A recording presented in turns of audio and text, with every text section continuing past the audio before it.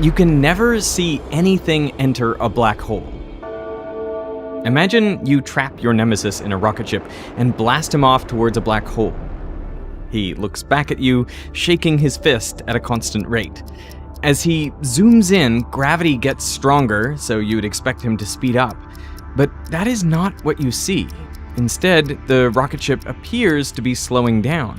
Not only that, he also appears to be shaking his fist slower and slower. That's because, from your perspective, his time is slowing down.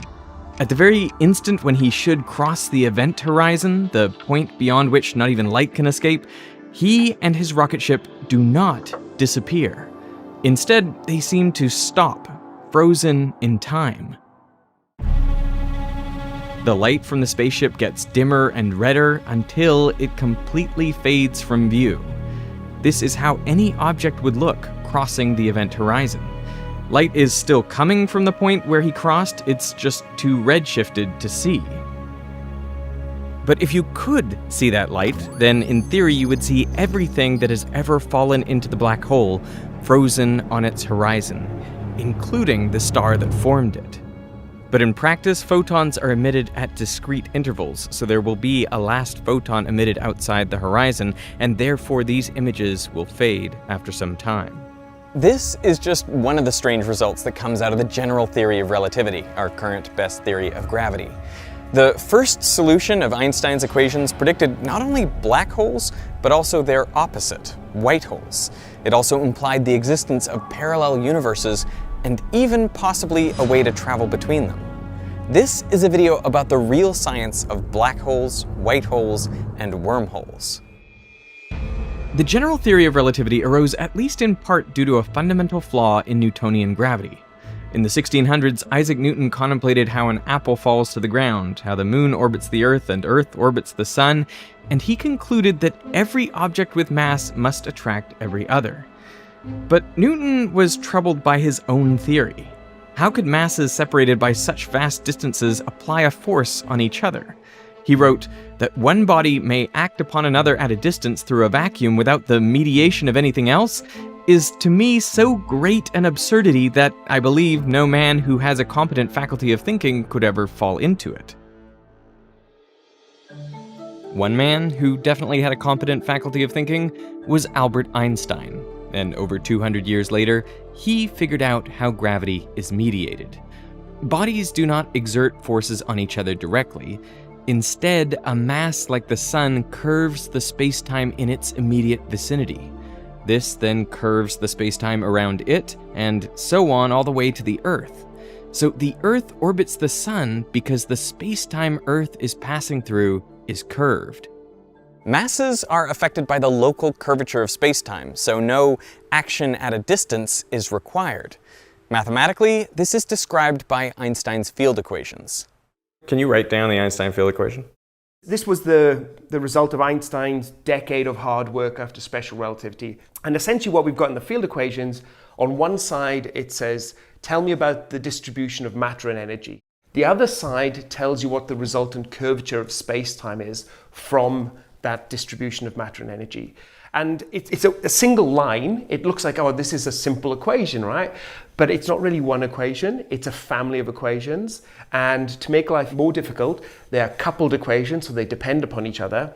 And they are differential equations, so that means that there are integrals that have to be done, So there's a whole bunch of steps that you need to do to solve the field equations. To see what a solution to these equations would look like, we need a tool to understand space-time. So imagine you're floating around in empty space. A flash of light goes off above your head and spreads out in all directions. Now, your entire future, anything that can and will ever happen to you, will occur within this bubble, because the only way to get out of it would be to travel faster than light. In 2 dimensions, this bubble is just a growing circle.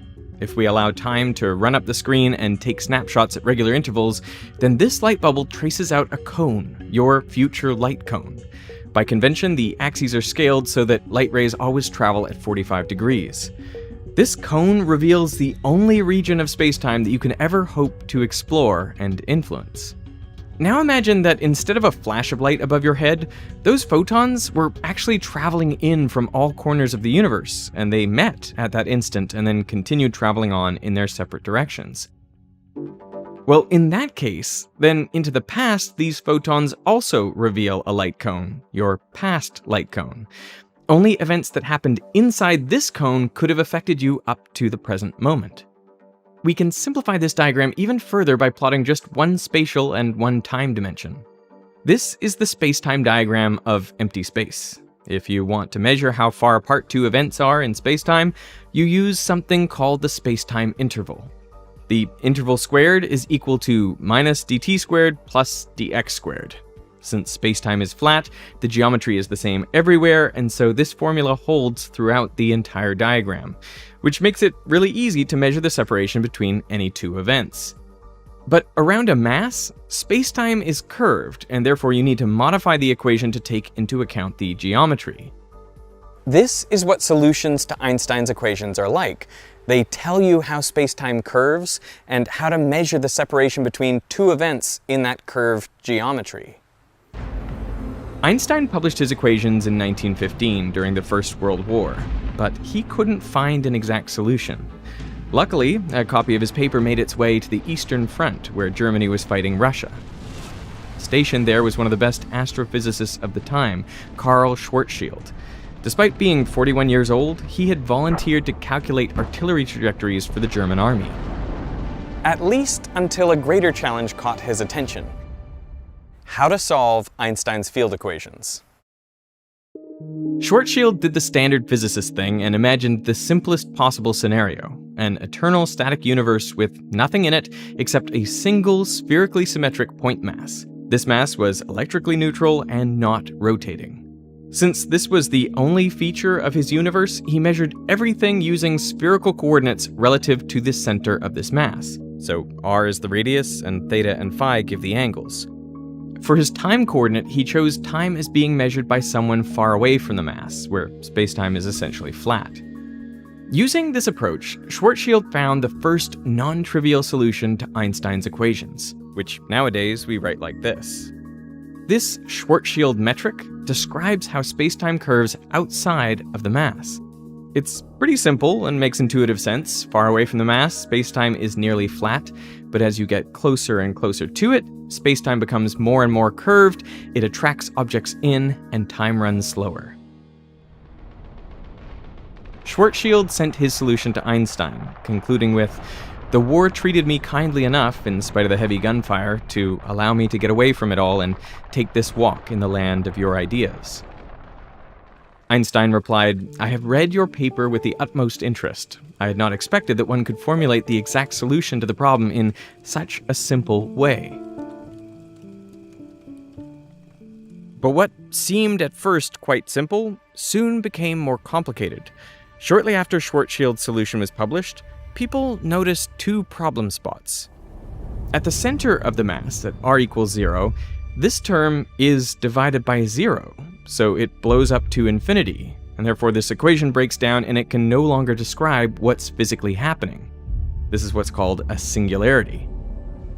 Maybe that point could be excused because it's in the middle of the mass, but there's another problem spot outside of it. At a special distance from the center, known as the Schwarzschild radius, this term blows up. So there is a second singularity. What is going on here? Well, at the Schwarzschild radius, the spacetime curvature becomes so steep that the escape velocity, the speed that anything would need to leave there, is the speed of light. And that would mean that inside the Schwarzschild radius, nothing, not even light, would be able to escape. So you'd have this dark object that swallows up matter and light. A black hole, if you will. But most scientists doubted that such an object could exist because it would require a lot of mass to collapse down into a tiny space. How could that possibly ever happen? Astronomers at the time were studying what happens at the end of a star's life. During its lifetime, the inward force of gravity is balanced by the outward radiation pressure created by the energy released through nuclear fusion. But when the fuel runs out, the radiation pressure drops, so gravity pulls all the star material inwards. But how far? Most astronomers believed some physical process would hold it up. And in 1926, Ralph Fowler came up with a possible mechanism. Pauli's exclusion principle states that fermions, like electrons, cannot occupy the same state. So as matter gets pushed closer and closer together, the electrons each occupy their own tiny volumes. But Heisenberg's uncertainty principle says that you can't know the position and momentum of a particle with absolute certainty. So as the particles become more and more constrained in space, the uncertainty in their momentum, and hence their velocity, must go up. So the more a star is compressed, the faster electrons will wiggle around, and that creates an outward pressure. This electron degeneracy pressure would prevent the star from collapsing completely. Instead, it would form a white dwarf with a density much higher than a normal star. And remarkably enough, astronomers had observed stars that fit this description. One of them was Sirius B. But the relief from this discovery was short-lived. 4 years later, 19-year-old Subrahmanyan Chandrasekhar traveled by boat to England to study with Fowler and Arthur Eddington, one of the most revered scientists of the time. During his voyage, Chandrasekhar realized that electron degeneracy pressure has its limits. Electrons can wiggle faster and faster, but only up to the speed of light. That means this effect can only support stars up to a certain mass, the Chandrasekhar limit. Beyond this, Chandrasekhar believed not even electron degeneracy pressure could prevent a star from collapsing. But Eddington was not impressed. He publicly blasted Chandrasekhar, saying, "There should be a law of nature to prevent a star from behaving in this absurd way." And indeed, scientists did discover a way that stars heavier than the Chandrasekhar limit could support themselves. When a star collapses beyond a white dwarf, electrons and protons fuse together to form neutrinos and neutrons. These neutrons are also fermions, but with nearly 2,000 times the mass of an electron, their degeneracy pressure is even stronger. So this is what holds up neutron stars. There was this conviction among scientists that even if we didn't know the mechanism, something would prevent a star from collapsing into a single point and forming a black hole. Because black holes were just too preposterous to be real. The big blow to this belief came in the late 1930s, when J. Robert Oppenheimer and George Volkoff found that neutron stars also have a maximum mass.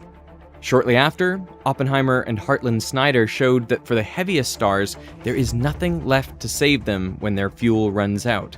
They wrote, "This contraction will continue indefinitely." But Einstein still couldn't believe it. Oppenheimer was saying that stars can collapse indefinitely, but when Einstein looked at the math, he found that time freezes on the horizon, so it seemed like nothing could ever enter, which suggested that either there's something we don't understand, or that black holes can't exist. But Oppenheimer offered a solution to the problem. He said, to an outside observer, you could never see anything go in, but if you were traveling across the event horizon, you wouldn't notice anything unusual, and you'd go right past it without even knowing it. So how is this possible? We need a space-time diagram of a black hole. On the left is the singularity at r equals 0. The dotted line at r equals 2m is the event horizon. Since the black hole doesn't move, these lines go straight up in time. Now let's see how ingoing and outgoing light rays travel in this curved geometry. When you're really far away, the future light cones are at the usual 45 degrees. But as you get closer to the horizon, the light cones get narrower and narrower, until right at the event horizon, they're so narrow that they point straight up.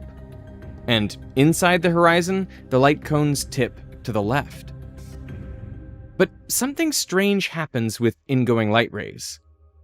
They fall in, but they don't get to r equals 2m. They actually asymptote to that value as time goes to infinity.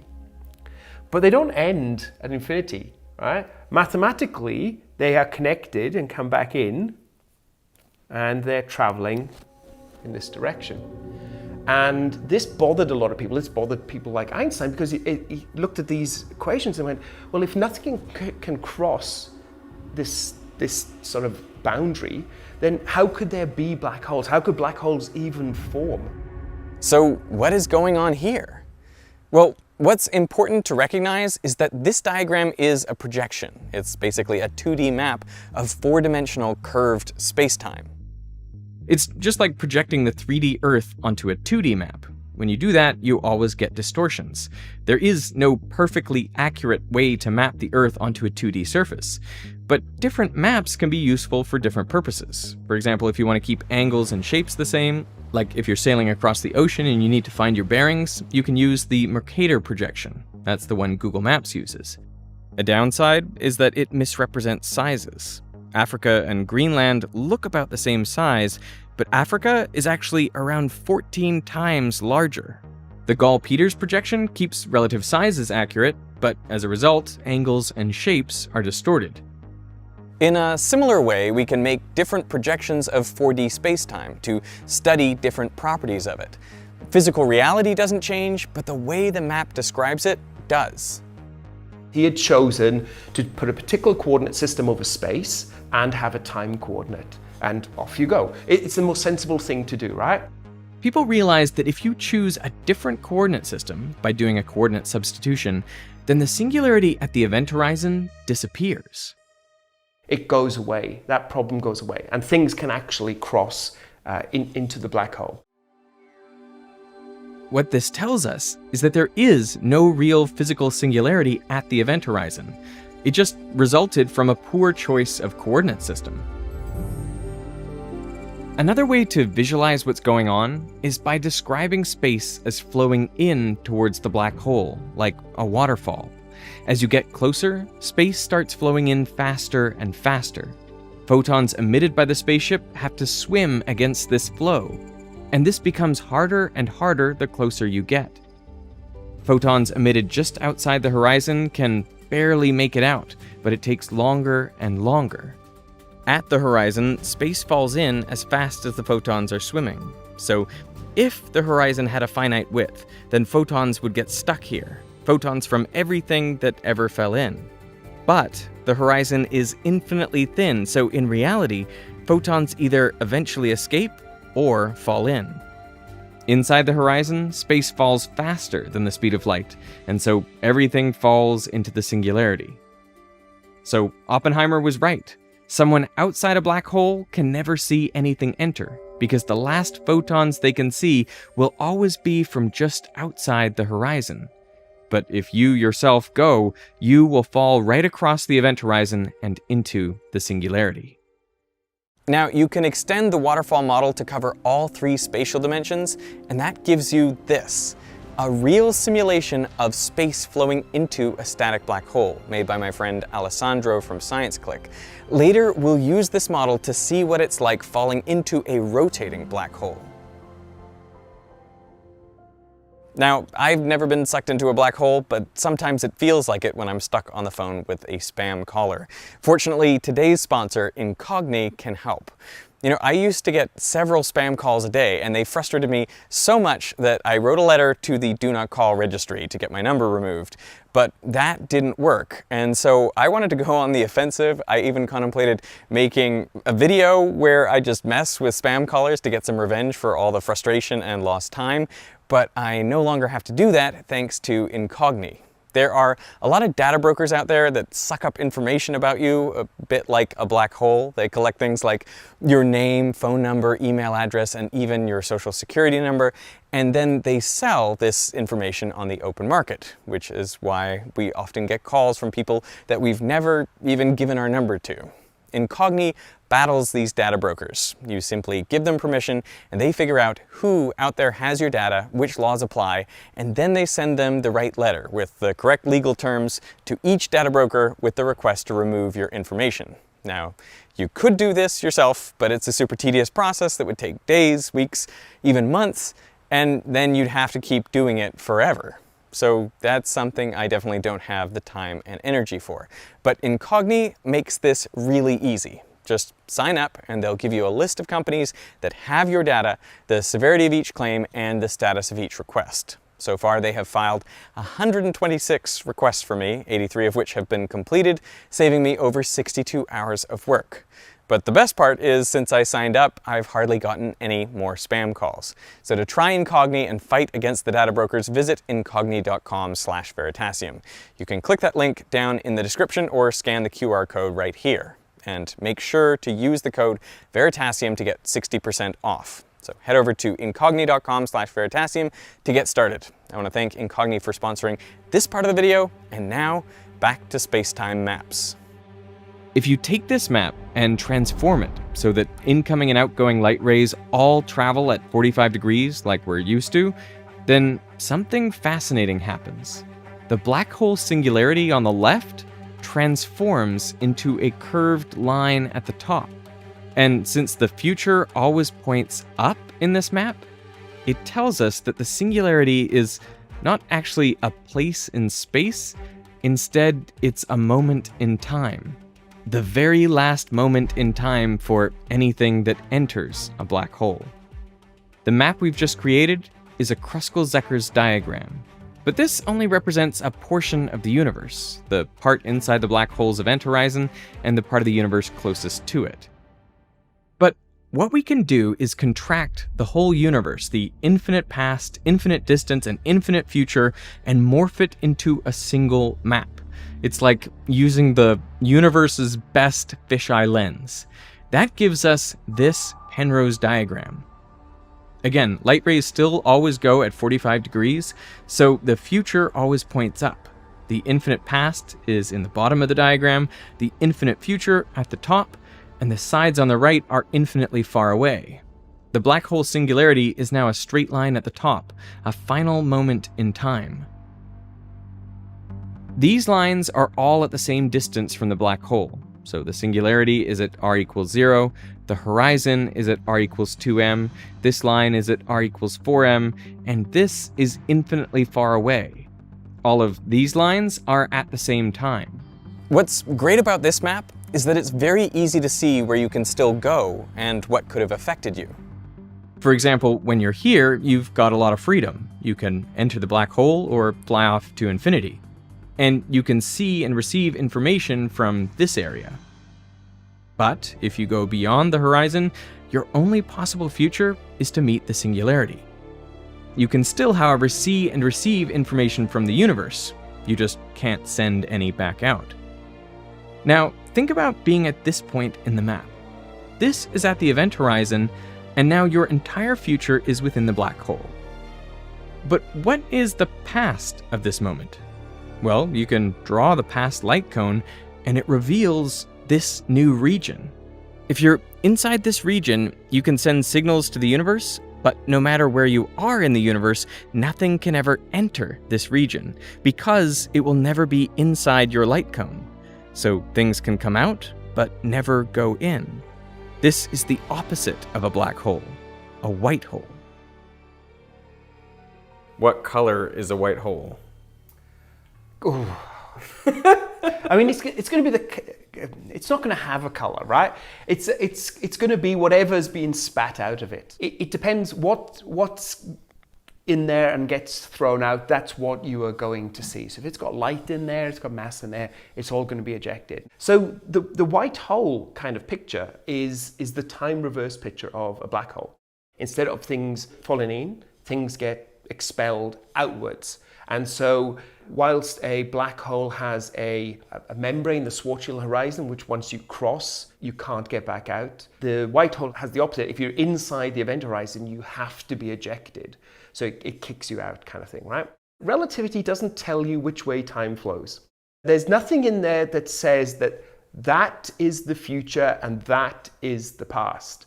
When you're doing your mathematics and you're working out the behavior of objects, you make a choice about which direction is the future. But mathematically, you could have chosen the other way, right? You could have had time point in the opposite direction. Any solution that you find in relativity, mathematically, you can just flip it and get a time reverse solution, and that's also a solution to the equations. Now, we've been showing things being ejected to the right, but they could just as well be ejected to the left. So what's over there? This line is not at infinity, so there should be something beyond it. If we eject things in this direction, you find that they enter a whole new universe, one parallel to our own.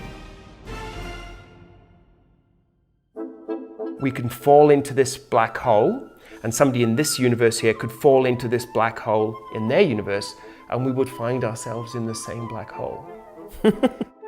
The only downside is that we'd both soon end up in the singularity. I guess I'm just trying to understand where that universe appears in the mathematical part of the solution. Like, can you point to the part of the equation and be like, so that's our universe, and then these terms here, that's the other universe, or do you know what I mean? Like, yeah. Well, it's coordinates, right? Imagine somebody, right, came up with a coordinate system for the Earth, but only the northern hemisphere.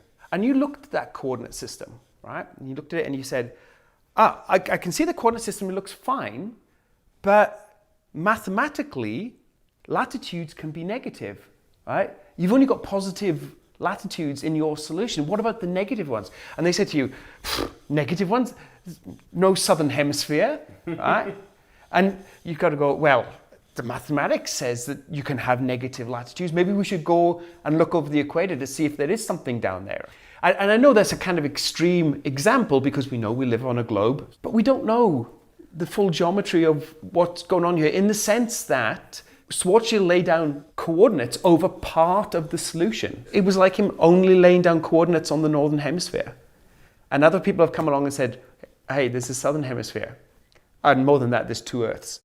That's why it's called maximal extension. It's like, if I have this mathematical structure, then what is the extent of the coordinates that I can consider? And with the Schwarzschild black hole, you get a second universe that has its own independent set of coordinates from our universe. I want to emphasize, right, this is the simplest solution to the Einstein field equations, and it already contains a black hole, white hole, and two universes. That's what you get when you push this map to its limits, so that every edge ends at a singularity or infinity. And in fact, there's another little feature in here, which is that little point there where they cross. That is an Einstein-Rosen bridge. To see it, we need to change coordinates. Now, this line is at constant Kruskal time, and it connects the space of both universes. You can see what the space-time is like by following this line from right to left. Far away from the event horizon, space-time is basically flat, but as you get closer to the event horizon, space-time starts to curve more and more. At this cross, you're at the event horizon, and if you go beyond it, you end up in the parallel universe. That gives you a wormhole that looks like this. So that is hypothetically how we could use a black hole to travel from one universe to another. Hypothetically, because these wormholes aren't actually stable in time. It's a bit like a bridge, but it's a bridge that is long and then becomes shorter and then becomes long again. And if you try to traverse this bridge, at some point the bridge is only very short, right? And you say, well, let me just cross this bridge. But as you start crossing the bridge and start running, your speed is finite, right? The speed of light, roughly. And then the bridge starts becoming stretching, and you never come out the other side. This pinching off always happens too fast for anything to travel through. You can also see this if you look at the Penrose diagram, because when you're inside one universe, there isn't a light cone that can take you to the other universe. The only way to do that would be to travel faster than light. But there might be another way. Schwarzschild's solution describes a black hole that doesn't rotate. Yet every star does rotate, and since angular momentum must be conserved, every black hole must also be rotating. While Schwarzschild found his solution within weeks after Einstein published his equations, solving them for a spinning mass turned out to be much harder. Physicists tried, but 10 years after Schwarzschild's solution, they still hadn't solved it. 10 years turned into 20, which turned into 40, and then, in 1963, Roy Kerr found the solution to Einstein's equations for a spinning black hole, which is far more complicated than Schwarzschild's solution. And this comes with a few dramatic changes. The first is that the structure is completely different. The black hole now consists of several layers. It's also not spherically symmetric anymore. This happens because the rotation causes it to bulge around the equator, so it's only symmetric about its axis of spin. Alessandro from ScienceClick simulated what happens around this spinning black hole. Space gets dragged around with the black hole, taking you and the particles along with it. When you get closer, space gets dragged around faster and faster, until it goes around faster than the speed of light. You've now entered into the first new region, the ergosphere. No matter how hard you fire your rockets here, it's impossible to stay still relative to distant stars. But because space doesn't flow directly inward, you can still escape the black hole. When you travel in further, you go through the next layer, the outer horizon, the point of no return. Here, you can only go inwards. But as you get dragged in deeper and deeper, something crazy happens. You enter another region, one where you can move around freely again. So you're not doomed to the singularity. You're now inside the inner event horizon. Here, you can actually see the singularity. In a normal black hole, it's a point. But in a rotating black hole, it actually expands out to be a ring. And there are weird things happened with space-time inside the center of a black hole, a rotating black hole, but it's thought that you can actually fly through the singularity. We need a Penrose diagram of a spinning black hole. Where before the singularity was a horizontal line at the top, here the singularity lifts up and moves to the sides, revealing this new region inside the inner horizon. Here we can move around freely and avoid the singularity. But these edges aren't at infinity or a singularity, so there must be something beyond them. Well, when you venture further, you could find yourself in a white hole, which would push you out into a whole nother universe. You can have these pictures whereby you're in one universe, you fall into a rotating black hole, you fly through the singularity, and you pop out into a new universe from a white hole.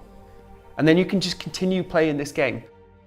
Extending this diagram infinitely far. But there is still one thing we haven't done: brave the singularity. So you aim straight towards the center of the ring and head off towards it. But rather than time ending, you now find yourself in another universe. A strange universe, one where gravity pushes instead of pulls. This is known as an antiverse. If that's too weird, you can always jump back across the singularity and return to a universe with normal gravity.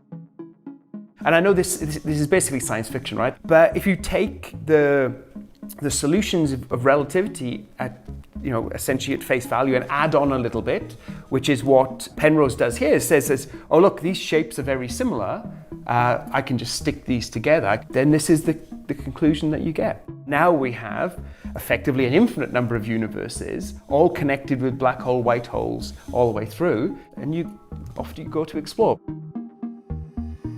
But it'll be a very brave person who's the first one who's going to leap into a rotating black hole to find out if this is correct. Yeah, I would not sign up for that. So could these maximally extended Schwarzschild and Kerr solutions actually exist in nature?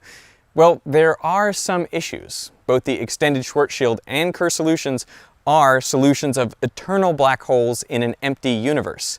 As you say, it's an eternal solution. So it stretches infinitely far into the past and infinitely far into the future. And so there's no formation mechanism in there, it's just a static solution. And I think that is part of the reason why black holes are realized in our universe and white holes aren't. Or might not be. Or might not be. Well, I'm reasonably confident that they don't exist, right? For the maximally extended Kerr solution, there's also another problem. If you're an immortal astronaut inside the universe, you can send light into the black hole. But because there's infinite time compressed in this top corner, You can pile up light along this edge, which creates an infinite flux of energy along the inner horizon. This concentration of energy then creates its own singularity, sealing off the ring singularity and beyond. My suspicion, and the suspicion of some other people in the field, is that this inner horizon will become singular and you will not be able to go through these second copies. So all the white holes, wormholes, other universes, and anti-universes disappear. Does that mean that real wormholes are impossible? In 1987, Michael Morris and Kip Thorne looked at wormholes that an advanced civilization could use for interstellar travel. Ones that have no horizons, so you can travel back and forth, are stable in time, and have some other properties, like being able to construct them. They found several geometries that are allowed by Einstein's general relativity. In theory, these could connect different parts of the universe, making a sort of interstellar highway. They might even be able to connect to different universes. The only problem is that all these geometries require an exotic kind of matter with a negative energy density to prevent the wormhole from collapsing. This exotic kind of matter is really against the laws of physics, so I have the prejudice that it will not exist. I'm bothered by the fact that we say that the science fiction wormholes are mathematically possible. It's true, it's mathematically possible in the sense that it's some geometry that can exist, but Einstein's theory is not just geometries. It's geometries plus field equations. If you use the kinds of properties of matter that matter actually has, then they're not possible. So I feel that the reason they're not possible is very strong. So, according to our current best understanding, it seems likely that white holes, traversable wormholes, and these parallel universes don't exist. But we also used to think that black holes didn't exist, so maybe we'll be surprised again. I mean, we have one universe, right? Good. Why can't we have two?